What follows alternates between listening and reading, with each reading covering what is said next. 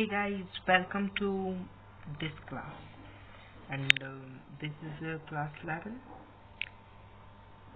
Now guys, we are going to start this class. Okay, this is a portrait, first chapter of class 11, and new session 2023-24. 2023-24.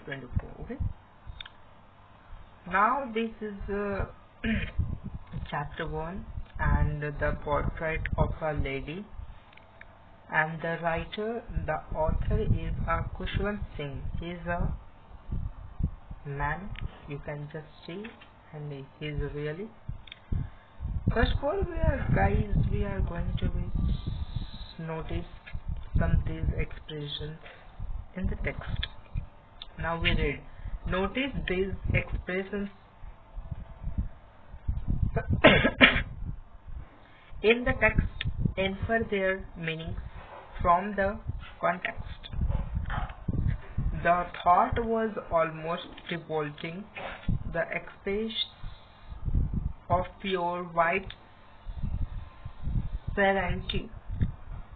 The third is a turning point. Fourth is accepted her seclusion with resignation. A veritable bedlam and chirping. The flavorous rebuff. The sagging skin. The dilapidated drum. Now guys, we are going to start. My grandmother,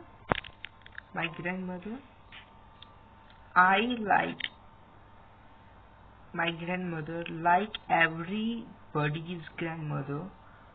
She was an old woman. She had been old and wrinkled for the 20 years that I had known her. People said that she had once been young and pretty. It means she looked curious. She looked not curious, she looked pretty, beautiful, and had even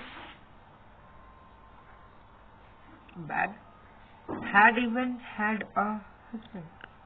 But that was hard to believe. My grandfather's portrait hung above the mantelpiece in the drawing room. We wore a big turban and loose-fitting clothes. In this paragraph, we have understood that this story is related to a Punjabi man, because there is a mention one thing, turban means pagadi. It means that pagadi, and only one religion I think they were wear. Okay. Now, loose-fitted clothes, his long white beard covered the best part of his chest, and he looked at least 100 years old. He did not look the sort of a person who would have a wife or children. He looked as if he could only have lots and lots of grandchildren.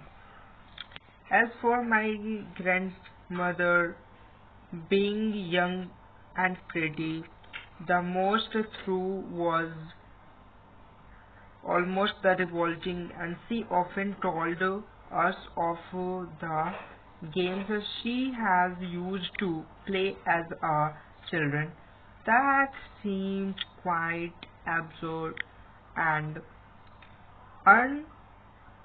undignified on her part, and we treated it like the fables and of the prophet. She used to tell us she had always been short and fat, slightly bent. Her face was a crisscross of wrinkles running from everywhere to everywhere, nowhere where we were certain she had always been we had now her old so raggedy old that she could not have grown older and had stayed at the same age for 20 years. She could never have been pretty, but she was always beautiful. She hobbled about house in the spotless white with one hand resting on her wrist to balance her stoop and the other telling the beads of her rosary. Her silver locks were the scattered untidily over her pale puckered face, and her lips constantly moved in the indelible prayer. Yes, she was beautiful. She was like the winter landscape in the mountains, an expanse of pure white serenity, breathing peace and the contentment. My grandmother and I were good friends. My parents left me with her when they went to live in the city, and we were constantly together. She she used to walk me up and in the morning and get me ready for school, and she said her morning prayer in a monotonous sing sing song while she bathed and dressed me in the hope that I would listen and get her to know it by heart. I listened because I loved her voice but never bothered to learn it. Then she would fetch my wooden slate, which she had already washed and plastered with yellow chalk, a tiny earthen inkpot and a red pen, tie them all the bundle and hand it to me. After a breakfast of a thick stale chapati with a little butter and the sugar spread on it, we went to school. She carried several stale chapatis with her for the village dogs. The grandmother always went to school with me because the school was attached to the temple. The priest taught us the alphabet and the morning prayer while the children sat in row on either side of the veranda singing and the alphabet or the prayer in the chorus. chorus. My grandmother sat inside the reading the scriptures. When we had both finished we have been finished, we would walk back together, and this time the village dogs would meet us at the temple door. They followed us to our home, growing and fighting with each other for the chapatis we drove to them when my parents were comfortably settled in the city. They sent for us. That was a turning point in our friendship. Although we shared the same room, my grandmother no longer came to school with me. I used to go to learn English school in a motor bus. There were no dogs in the streets, and she took to feed sparrows in the countryside of our city house. As the year rolled by, we saw less of each other. For some time, she continued to walk me up and get me ready for school. When I came back, she would ask me what the teacher had taught me.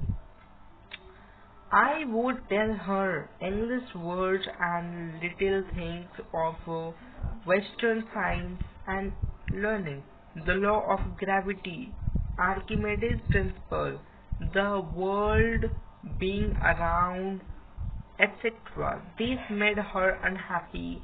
She could not help me with my lesson.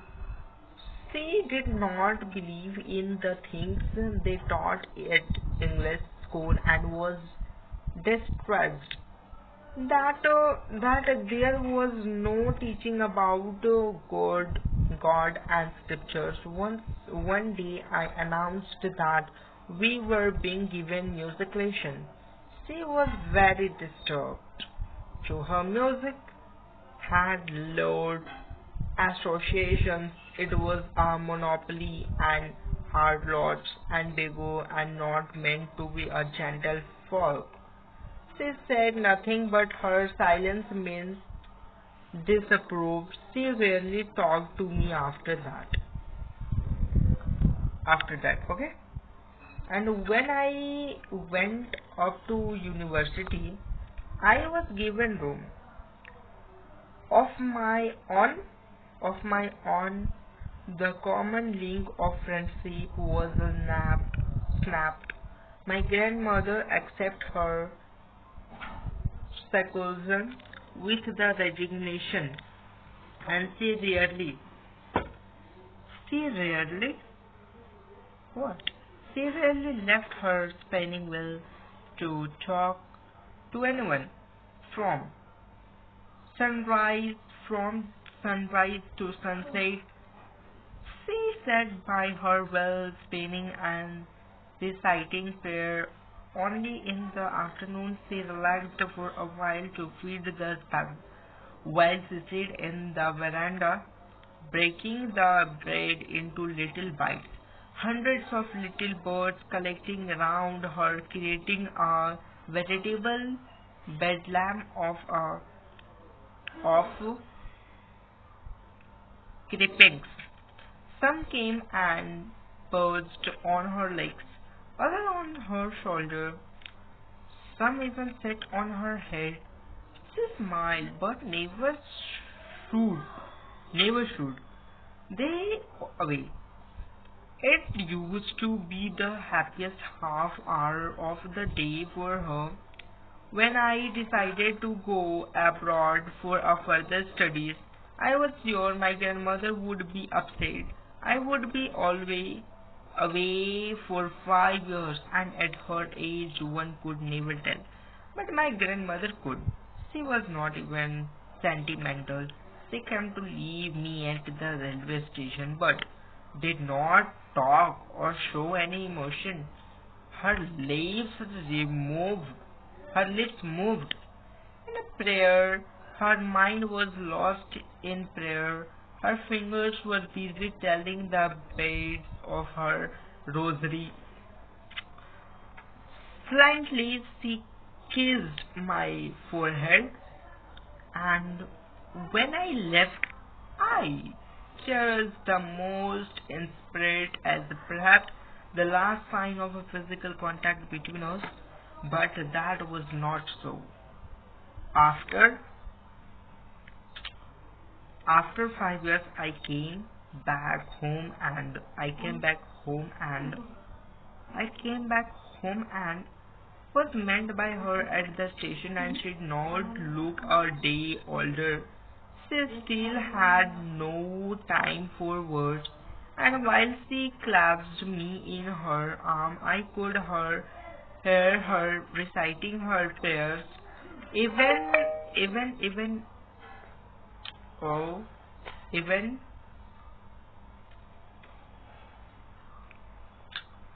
even. She did not look a day older. She still had no time for words, and while she clasped me in her arm, I could hear her reciting her prayer. Even on the first day of my arrival, her happiest moments were with her sparrow's wings